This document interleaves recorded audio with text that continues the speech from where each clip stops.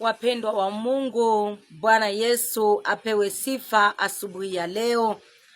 Ninashukuru kwa ajili ametuwezesha tukutane mahali hapa siku ya leo, na sio kwa mapenzi yetu bali ni kwa neema yake na mapenzi yake Yesu Kristo tumeweza kuiona siku ya leo.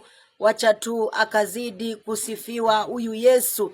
Ninaomba tukaweze kuinua imani yetu kwa ajili ya kuombea wale wagonjwa ambao wako mahospitalini pamoja na manyumbani, pamoja na wale watu ambao wamepoteza wapendwa wao.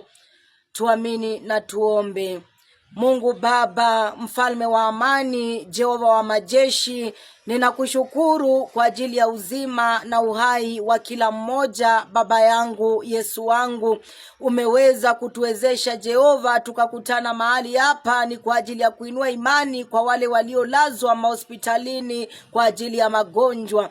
Ninakuomba Yesu wangu ukashushe uponyaji asubuhi ya leo, ukaondoe malaika wote wa mauti na ukaweke malaika wa nuru, afya na uzima wa milele. Jehova, maroho zote zinazowapiga za magonjwa asubuhi ya leo ninazisambaratisha na kuziteka nyara katika jina la Yesu Kristo.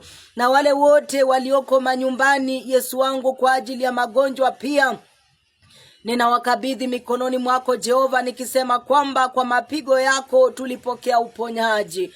Wacha na wakapokee uponyaji asubuhi ya leo katika jina la Yesu Kristo, my Father, my Redeemer, na kuondoa maroho zote za mauti, misukumo yote ya magonjwa ya kimapepo tunakemea na kukatana nayo katika jina la Yesu Kristo. Na wale wote ambao wamepoteza wapendwa wao siku ya leo, my Father, my Redeemer, jinsi kitabu cha Isaya 61 kutoka mstari wa 1 hadi 5 unavyonena kwamba tukawape matumaini kwa wote waliokosa matumaini, kwa wote waliopoteza wapendwa wao, my Father, my Redeemer. Wacha tukazidi kuwapa matumaini kwa wema wako na fadhili zako Yesu wangu, katika jina la Yesu Kristo.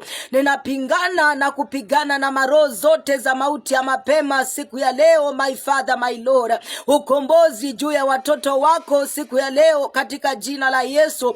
Giza yote na ikaondolewe na nuru ikaje na kuangaza tena katika jina la Yesu. Wakawe ni chumvi Jehova duniani hapa katika jina la Yesu. Wakaweze kuongeza ladha katika maisha ya wapendwa wao na hata katika ufalme wa mbingu. Na ni katika jina la Baba na la Mwana na la Roho Mtakatifu nimeomba na kuamini.